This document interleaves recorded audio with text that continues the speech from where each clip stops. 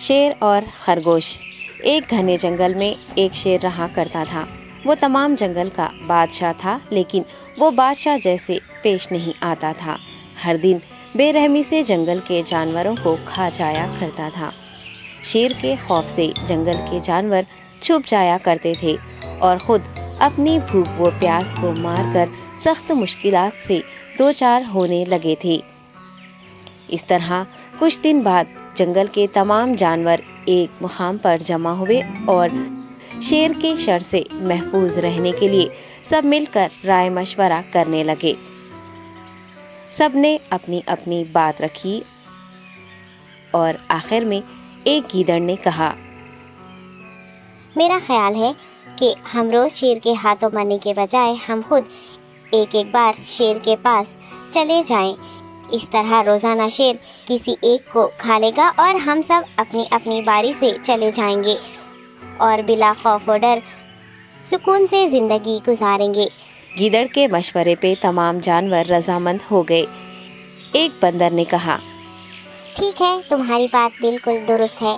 موت کا خوف کرنے کے بجائے اپنی باری آنے تک ہم اطمینان و سکون کی زندگی گزار سکیں گے۔ جانوروں کی بات چیت مکمل ہونے کے بعد خود گیدڑ نے شیر کے پاس جا کر یہ ساری بات بتائی۔ گیدڑ کی باتیں سننے کے بعد شیر نے کہا، میں بادشاہ ہوں، اس لیے تم سب کی بات مان رہا ہوں، لیکن ایک بات غور سے سن لو۔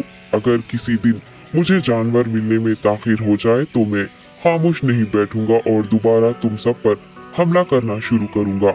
شیر نے بڑے غصے سے یہ سب کہا۔ شیر کی باتیں سن کر گیدڑ نے سر ہلاتے ہوئے حامی بھر دی اور وہاں سے چلا گیا۔ اس دن کے بعد ایک ایک جانور بلا ناغہ اپنی اپنی باری کے مطابق شیر کے پاس جانے لگے اور شیر سکون سے اپنے پاس آنے والے جانوروں کو مار کر اپنی بھوک مٹانے لگا۔ یہ معاملہ ایسے ہی چل رہا تھا اور ایک دن شیر کے پاس جانے کی باری ایک خرگوش کی آئی۔ وہ خرگوش بہت ہی ہوشیار تھا۔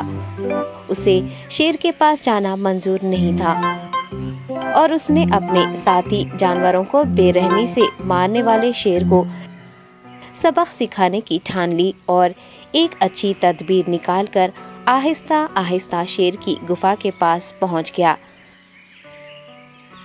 تاخیر ہو جانے سے شیر کافی غصے میں تھا اور خرگوش کو دیکھ کر غصے سے کہنے لگا، میں نے تم سب کو پہلے ہی کہہ دیا تھا، دیر ہو جائے تو میں خاموش نہیں بیٹھوں گا۔ تم نے وعدہ خلافی کی ہے، اس لیے میں جنگل جا کر من چاہے جانور کا شکار کر کھا جاؤں گا۔ تب خرگوش نے شیر سے کہا، معاف کر دیجیے بادشاہ سلامت، غلطی ہو گئی اور اس کا ایک واجب سبب ہے۔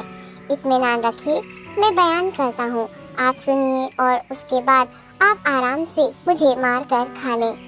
شیر نے پھر غصے سے کہا، وہ کیا بات ہے، جلدی بتاؤ۔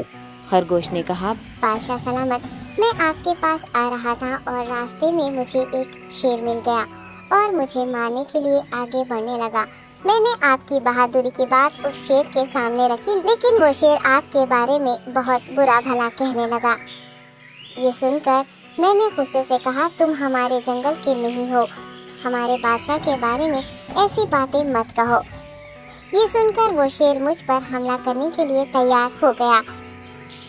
یہ دیکھ کر میں نے کہا، تم مجھے مارو گے تو ہمارے بادشاہ تمہیں ہرگز نہیں بخشیں گے۔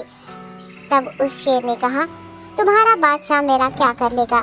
میں نے کئی ہاتھیوں کو اپنے پنجے سے مار گرایا ہے۔ تمہارا بادشاہ ہو یا کوئی اور ہو، میرے ہاتھوں بچ نہیں سکتا اور میرے سامنے کوئی ٹک نہیں سکتا۔ میں اسے ختم کروں گا۔ یہ سب بدتمیزی کرنے لگا۔ میں نے اس شیر سے کہا، تم ہمارے بادشاہ سے آ کر بات کرو۔ تب اس نے فخر سے کہا، میں کیوں آؤں؟ تمہارے بادشاہ میں دم ہے تو اسے ہی یہاں لے کر آؤ۔ یہ کہہ کر مجھے دبانے لگا۔ بادشاہ سلامت، اسی لیے آنے میں تاخیر ہو گئی۔ یہ سنتے ہی شیر غصے سے کہنے لگا، چلو ابھی چلتے ہیں، اسے ختم کر دوں گا۔ یہ سننے کے بعد خرگوش نے شیر کو جنگل کے درمیان موجود ایک کنویں کے پاس لے گیا۔ خرگوش نے کہا، بادشاہ اس کے اندر دیکھیے، وہ وہاں آپ کا بے صبری سے انتظار کر رہا ہے، آپ اسے اچھا سبق سکھائیے۔ شیر غصے سے فوراً کنویں میں جھانکنے لگا اور زور سے دہاڑنے لگا۔ تب دوسری جانب سے بھی دوسرا شیر دہاڑتا ہوا محسوس ہونے